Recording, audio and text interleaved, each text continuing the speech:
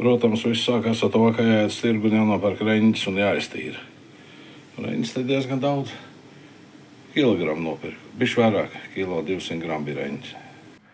Ielēju ūdeni un uzvāru piparus. Labāk jau būtu čilī. Čilī tādos, kā viņi saucās. Nu, tādos gabaliņos mēdz būt čilī. Nav man gabaliņi, te kaut kāds pulveris. To arī vajag piebert. Nu, pēc tam sagriežu visus sīpols, kas ir mājās. Bet feināk tāds liels rips, jo viņi vienkārši sakot vajag liels rips. Nu, un bēr iekšā ūdenī tos sīpols arī. Un pavāru kāds 5 minūtes. Nu, tie sīpoli bišķi pavārījās. Tagad vajag piebērt. Piebērt vajag sāli un cukuru. Īsti nezinu cik, te jau redzēs.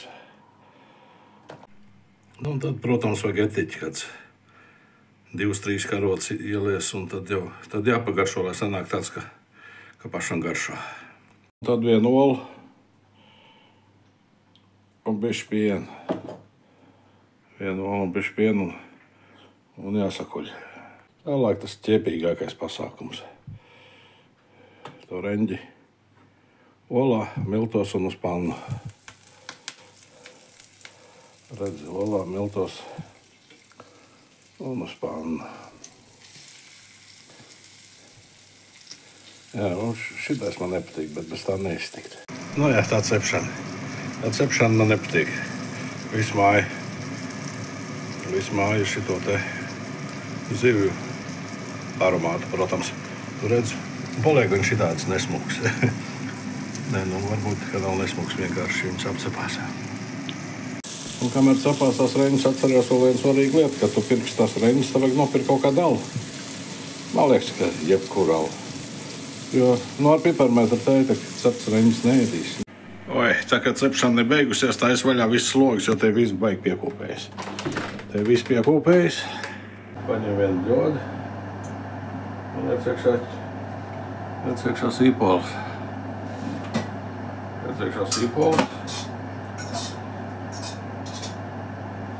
Un liec iekšā zīves.